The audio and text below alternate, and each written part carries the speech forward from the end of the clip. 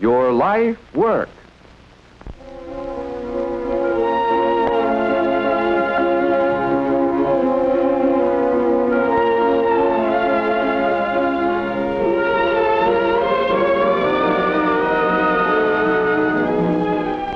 Everybody likes to eat. Of course, each may have his own individual preference, but no matter whether it's a hot dog at the county fair or a full-course dinner at the Ritz, there's no denying that people like to eat. Food is the high spot in our daily lives, whether it's aboard a speeding train or in our favorite lunchroom round the corner. For man must eat, and therein lies the secret of the growth and popularity of one of our biggest industries, the restaurant. Here is a business employing over 2 million persons and doing over $2 billion worth of business annually, all because people have to eat, like to eat, and don't like the work of fixing their own food. But not all people like the same food, served in the same way and at the same price. Therefore, we have different types of restaurants, offering different types of service to meet varying tastes. First is the table service type.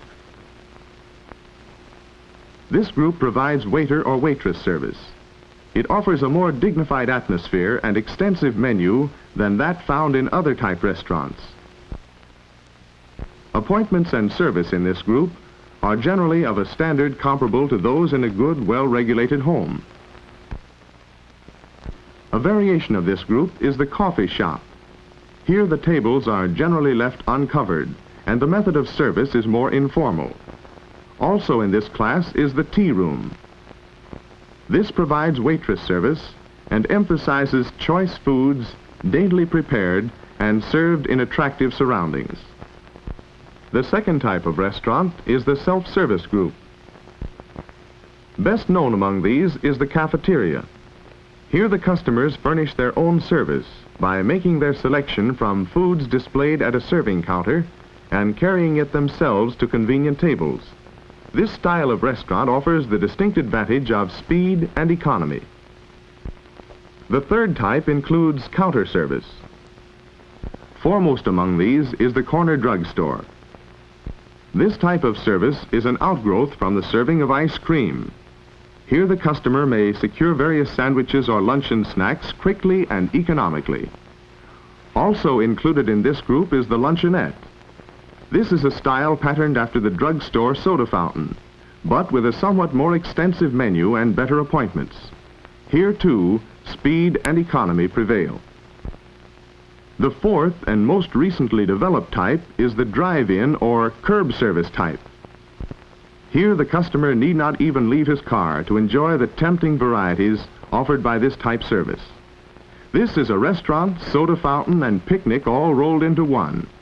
Its location is determined by the flow of automobile traffic to provide a constant source of business. But regardless of the style or type of restaurant, they all have one thing in common, and that is the serving of food. This must be prepared on the premises. So a restaurant is a factory as well as a retail and service institution. Here in its kitchen or workshop must be manufactured all the goods sold to its customers. This is its production line, hurrying to keep pace with a hungry world. But this is no ordinary business of assembly, for here we are dealing with perishables. Many raw materials must be obtained daily and kept under refrigeration until used. Furthermore, it must be handled under the strictest sanitary requirements, for here rests a great public responsibility and a private reputation. This is a department for skilled and careful workers, for on their ability depends much of the success and future of the organization. But there is more than food and service needed for success. Behind the smooth, efficient running restaurant is the manager. On his shoulders rests the responsibility of the success or failure of the business. If the restaurant is large, his duties are only supervisory. If the restaurant is small, he may be the manager, cook, and waiter all in one.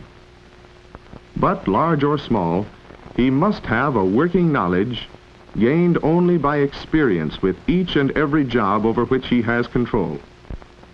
He must have perception to gauge his customers' desires and know when their wants are being satisfied. He must have knowledge of food in order to plan menus and understand what constitutes efficient buying. He must have bookkeeping ability to know where he stands in his accounts. He must be a man of tact and diplomacy to handle petty disputes and grievances that often arise within an organization. He must have all these attributes and more if he is to be truly successful. For the urge behind the daily flow of customers to his establishment is produced by his foresight, his planning, and his initiative.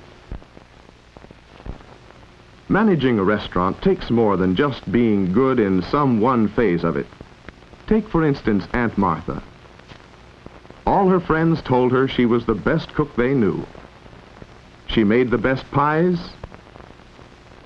She made the best puddings. And her muffins,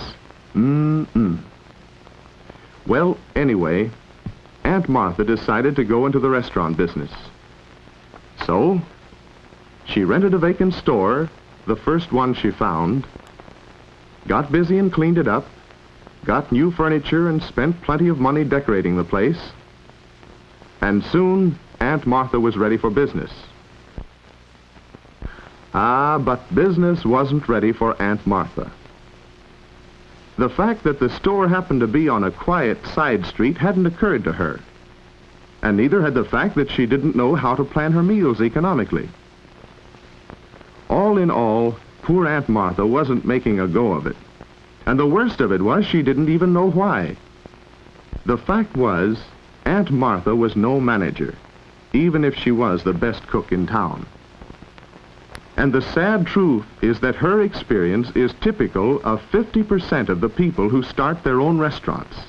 Think of it, that so many failures should occur all because too many Aunt Marthas rush in with no real preparation for the job.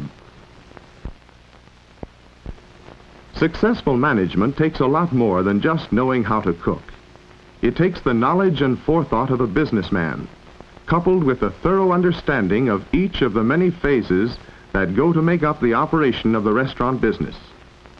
This all takes training, lots of training. Training that cannot be acquired by the hit and miss process of unguided experience. But where can one get the necessary help to fit him for the work? Nearly 100 vocational schools located throughout the country offer specialized training in the field. In addition, special restaurant administration programs have been inaugurated at leading universities. Some of these programs even lead to a master's degree in business administration. But perhaps you're saying you're not interested in managerial work. Perhaps it is some one specialized field like cooking or dietetics that holds your interest. Here again, training is just as important as it is in an executive capacity.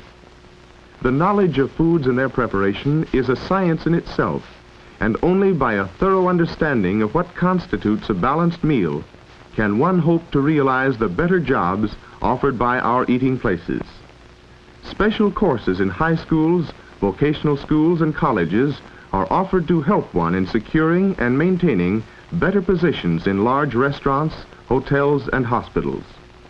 These courses include not only the preparation of food, but its economical purchase as well. This does not mean buying provisions of poor quality. It means buying the right quantities at the right prices. The buyer for any large restaurant is a key person whose services are in demand, for much of the success of his establishment is due to his judgment. Then there's the job of being a hostess or a head waiter. This too requires careful training. Such persons are the restaurant's direct contact with its patrons. It is through them that the customers form their opinions. Their importance is never underestimated by a successful restaurant. Their jobs are good ones, but it has taken training and personality to get them and keep them. But no matter what one's individual preference may be as to the type of restaurant work he wants to do, He should first have a genuine liking for food and people, for this is the very foundation of his aptitude. If you have this natural inclination, plus the proper training and willingness to work, the restaurant business offers many opportunities and a promising future as your life work.